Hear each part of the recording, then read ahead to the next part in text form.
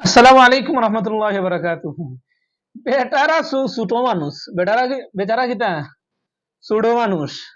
এখন ছোট মানুষের মাঝে আসার মানুষ ওখানে নাগামরস্তা কি খাসা মরসর মাঝে যেন খাসা মরসর মাঝে নাগামরিস্তা কি খাসা মরসর মাঝে জাল বেশি ইকান হাসো বেটারা ছোট মানুষ। মৌলানা রফিকুল ইসলাম মাদানী বারাকাল্লাহু ফি হায়াতিকা ওয়া ইলমিকা ওয়া আমলিকা দোয়া করি আল্লাহ হজরতের হায়াতের মাঝে বরকত দিতা, ইলমের মাঝে বরকত দিতা, আমলের মাঝে বরকত দিতা।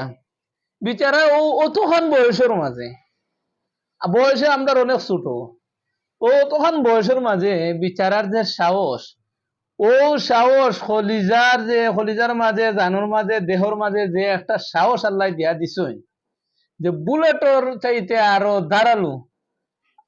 দাঁড়ালু ক্ষত এখন বার করেন।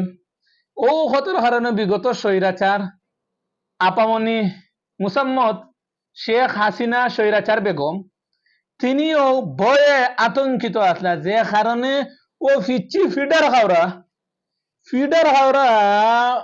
আফের তা বেটার রফিকুল ইসলাম মাদানিটা পর্যন্ত কিতা করা লাগছে, 14 শিকর ভিতরে হারাইন লাগছে। ও আফের তা বেটারে কিতা করা লাগছে, ও আফের তা বেটার উপর জুলুম করা লাগছে। আর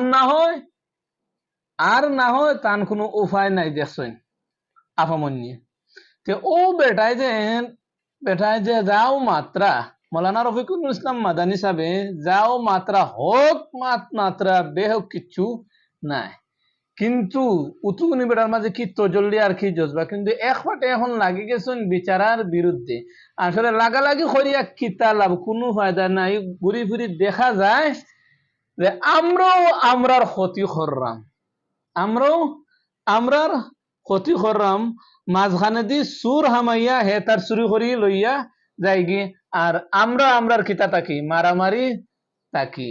তবে রফিকুল ইসলাম মাদানী আল্লাহ এখন যে অবস্থা আল্লাহ যে সাহস দিচ্ছেন, কিন্তু ভবিষ্যতে আল্লাহ দোয়া করে আল্লাহ হাত পারাইয়া দোকা, ভবিষ্যতে আশা করি অনেক উঁচা মাফর একজন সাহসী একজন মুজাহিদ হিসাবে আল্লাহ কবুল করি নেউকা।